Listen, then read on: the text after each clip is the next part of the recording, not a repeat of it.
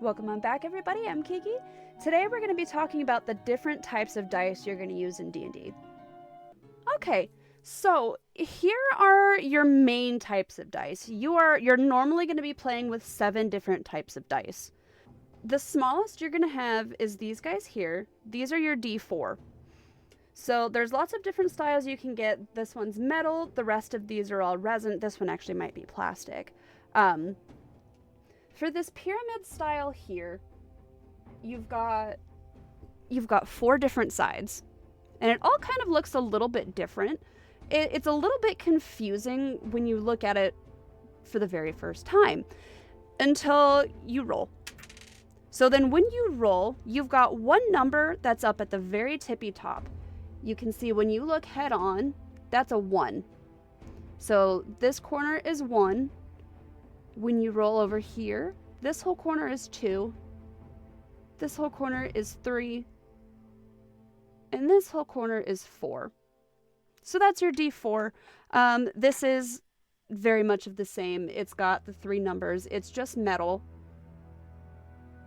I'm not a good metal maker. This was a gift from my husband.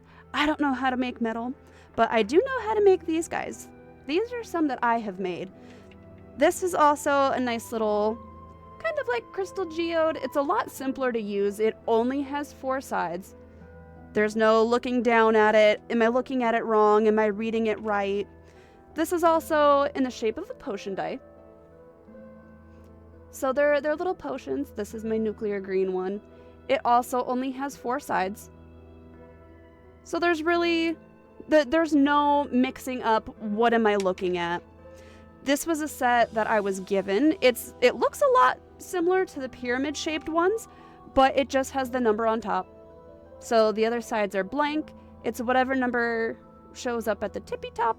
That's what your number is going to be. A lot of the times that's going to be used for smaller weapons such as like a dagger. So if you got a dagger, if you're rolling your damage for that, that's what you're normally going to use these guys for. I know there's probably other uses for it, but that's your main use. Your D20s here, this is what you're going to use the most. These are your 20-sided die. Again, I've made these guys, and this is a metal one. I believe this is either plastic or resin. I'm not sure. But it's just whatever number comes up on top, that's what your roll is going to be. So if I rolled this guy, that 6 is what comes up on top. I have my camera flipped around. So this is what comes up on top. So you have rolled a 6 at this point. So here is your top number. Here's your 20. You got to get it out of the shine. And then here's your low number. This is your 1. You can also get these in potion die. These are a little bit more complicated. It's when you roll it, whatever number is up top, so these, they kind of teeter. Whatever number is higher and is showing. So the 16 is sitting up top. That's what number you're going to get. You don't count the one that's sitting on the table itself. It's whatever is raised. For the D20, that's going to be that's what you roll for initiative. That's if your DM or your GM asks you to roll a perception check or an athletics check or anything like that, you're going to be rolling with a D20. You've also got your D12s, which again, these 3 are resin. This is either resin or plastic, and then this is metal. These guys just have cute little spines because I'm obsessed with dragons, so these are all iron dragons that I believe the 6th wedding anniversary is iron, so that's what my husband got these for. So that'll pick up, and that'll be a 1. This one is much of the same as the 20, so when you roll it, it's whichever number is floating off of the top and on that flat surface. So this would be a 4 because it does teeter. Those will be for bigger weapons, different attacks. That'll be what you would roll for the damage. And I know there's probably a lot of other things, but mainly it's going to be for your damage. And then here we've got your D6. So again, resin, plastic resin, metal. This is your potion one. It's got the 6 sides, but it's just a cute little potion bottle. And then this one is just very simple. It's just whichever number comes up on top, that's what you roll. So that's it. What I failed to mention before, there's the number of sides that each die has. So this has 6 sides. So this is a D6, which you can see this is not a good die because it's kind of rounded.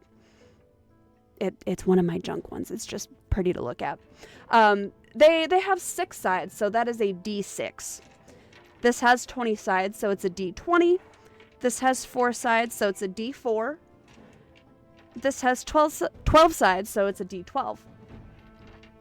These are your D8. So again, lots of different types of ones that you can get. This one's kind of a funny looking one. It came in a set with this cool little D4. It's whatever rolls up on top. That's what you get. Here's your little potion die. Whatever comes up on top, that's what number you roll. So when you're looking face down at the table, whatever number is very tippy top, that's what number you roll. Your 8 is also going to be mainly for damage. So looking at my character sheet right now, I have a longbow that you would roll a D8 for. So I would roll to fight a monster. I rolled a 7. So I would do 7 damage to that monster.